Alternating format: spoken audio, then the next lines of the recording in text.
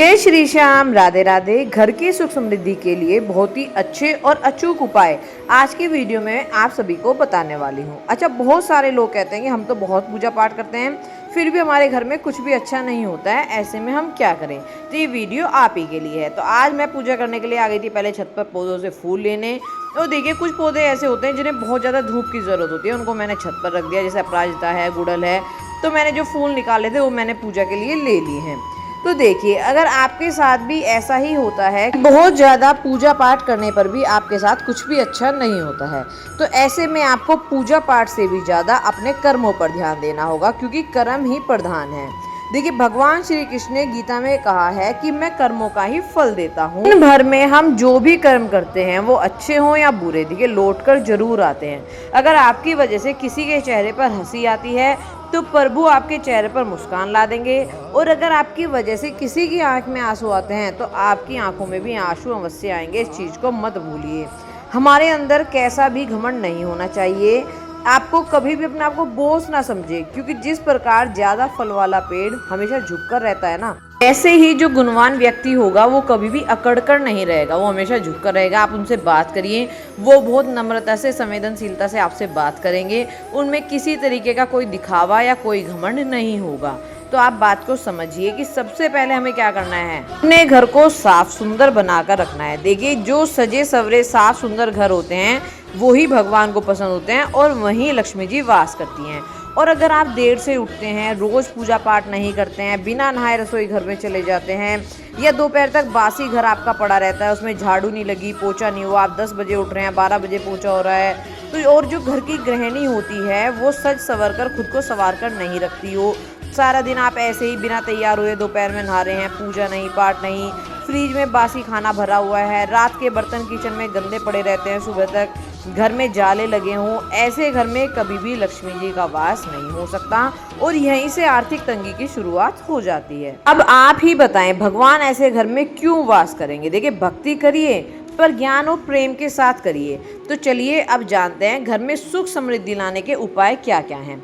देखिए, सबसे पहला उपाय, चींटियों को मीठा आटा जरूर डालें। देखिए, आप आटा ले लें, उसमें थोड़ा सा बूरा मिला लें, और आपके यहाँ कोई भी वृक्ष वगैरह हो जिसके नीचे आपको चींटियाँ दिखाई दें, आप वहाँ पर डाल सकते हैं। अब इसमें बहुत सारे लोगों का कहना होता है कि हमारे तो घर के आसपास चींटी नहीं है, हमें तो घर में, हम कहाँ चींटी जमाने जाएं। तो देखिए, जितने भी बड़े बड़े वृक्ष होते हैं, पीपल का है, आम का है, आप उनके नीचे जाना, उनमें चींटियों के घर आपको अवश्य मिलेंगे। वहाँ आप देखना, वहाँ चींटियाँ अवश्य होंगी। तो आप किसी भी बड़े वृक्ष के नीचे डालकर आ जाइए, वहाँ से चींटियाँ अपने आप आकर स्वयं ले लेंगी। तो देखिए, आप चींटियों को अवश्य जिमाएं। और देखिए, जितने भी जीव हैं जो भगवान ने बनाए हैं, आप उन सबसे एक बार प्यार करके देखिए, फिर आप देखना आप भगवान के कैसे फेवरेट हो जाएंगे। पक्षियों को दाना पानी अपनी छत पर अवश्य रखें। देखिए, नीचे पक्षी नहीं आएंगे, अपनी छत पर एक पानी का थोड़ा छोटा सा टब हो गया, बाल्टी हो गई, या कोई मग हो गया, उसे भरकर छत पर रख दें। और साथ में थोड़े से, चाहे गेहूं के दाने, चावल के दाने, किसी दाल के दाने, ये आप रोज छत पर अवश्य डालें, जो पक्षियों के नाम का हो। कोई भी पक्षी आकर उसे ग्रहण कर ले। देखिए, जो भूखा होगा, प्यासा होगा, उस समय उसको कुछ खाने को मिल जाएगा, तो उसके मन से आपके लिए कितना आशीष निकलेगा। तीसरा उपाय, देखिए, मछलियों को दाना, अगर आपके आसपास कोई भी तालाब है या कोई बहती नदी है, कुछ भी है, तो आप मछलियों को दाना अवश्य डालें। छोटी छोटी आटे की गोलियां बनाकर ले जाएं। इधर मैं भी आ गई थी छत पर अपने पक्षियों को दाना देने, और सामने देखो सब कबूतर कैसे बैठे। इनको पता है कि रोज मैं इनके पानी और दाना यहाँ पर डालती हूँ। और कुत्ते की रोटी, देखिए, कुत्ते की रोटी रात की जो आखिरी रोटी होती है वो कुत्ते की निकालनी आपको चाहिए, और अगले दिन या रात को आपको जब भी कुत्ता मिले, अगले दिन सुबह मिले, तो आप कुत्ते को रोटी अवश्य दें। और दिन की सबसे पहली रोटी गाय की आपको अवश्य निकालनी है। सुबह जब आप नहा धोकर पूजा पाठ करके अपना घर का चूल्हा जलाएं, तो तवे पर जो सबसे पहली रोटी निकलती है वो गाय की होनी चाहिए, जो हमारे पितरों को समर्पित होती है। तो वो आप रोज निकालें और रोज गाय को रोटी अवश्य दें। अगर आपके आसपास गाय नहीं आती, आपको गाय नहीं दिखती है, आप गाय को रोटी नहीं दे सकते, तो आपके यहाँ जहाँ से दूध आता है ना, जिनसे आप दूध लेते हो, उनके यहाँ डेयरी होती है, पशु पाले रखते हैं वो लोग, तो आप उन्हें भी दे सकते हैं कि आप वो अपनी गाय को ले जाकर दे दें। तो दिन की सबसे पहली रोटी गाय की और सबसे आखिरी रोटी कुत्ते की जरूर निकालें। देखिए, जो शनि ग्रह होते हैं वो कर्मों का फल देने वाले होते हैं, इसलिए हमें अच्छे कर्म करने चाहिए, इससे आपके कष्ट कम होंगे। और इधर मैं निकाल रही हूँ मावा, क्योंकि देखिए, जो आपके प्रभु होते हैं ना, मैं अपने भगवान के लिए, अपने लड्डू जी और लाडली जी के लिए कभी भी बाजार की मिठाई नहीं लाती हूँ। मैं घर पर ही कुछ ना कुछ मीठा ट्राई करती रहती हूँ। हफ्ते में 1 या 2 बार मैं अवश्य बना लेती हूँ। तो आज मैंने मावा निकाला और मैं बनाने वाली हूँ लौकी की लोच। यही बोल रही हूँ कि अगर आप ज़्यादा नहीं कर सकते, छोटी छोटी चीज़ें होती हैं जिनसे हमारे मन को शांति मिलती है और हमारे प्रभु खुश होते हैं।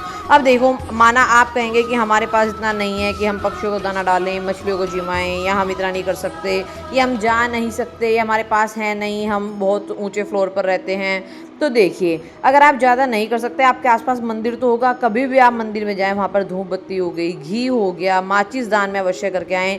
मतलब मंदिर में ऐसी चीज़ें आप रखाएं, कोई भी ऐसा मंदिर आपको लगता है तो वहाँ पर कैसा भी छोटा मोटा कैसा भी दान आप अवश्य करें। और देखिए, फटे पुराने कपड़े बिल्कुल ना पहने।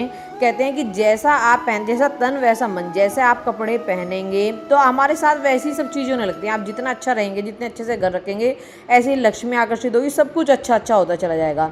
जो फटे पुराने कपड़े उनसे हमारा शुक्र ग्रह खराब होता है, तो हमें फटे पुराने कपड़े ना पहनने और ना किसी परिवार के सदस्य को पहनाने चाहिए।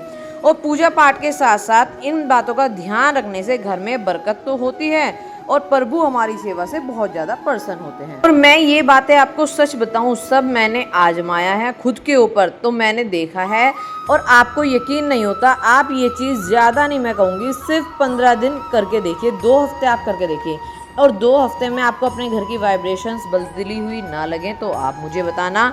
प्रभु के लिए देखो, अपना जीवन ना प्रभु की सेवा में गुजार दें। ये सोचिए कि मैं सुबह उठती हूँ और रात के सोने तक मैं अपनी प्रभु की सेवा में आज क्या क्या करने वाली हूँ, कितना नाम जाप करने वाली हूँ, क्या क्या अच्छे भोग लगाने वाली हूँ, अपने घर को सुंदरता सजाने वाली हूँ। हर चीज़ जो करे ना, अपने मन में प्रभु का ध्यान रखते हुए वो चीज़ करिए। इधर मेरी लोज मैंने रख दी थी जमने के लिए, और देखिए इस तरीके के ना छोटी छोटी चीज़ें आपको करती रहनी चाहिए प्रभु के लिए।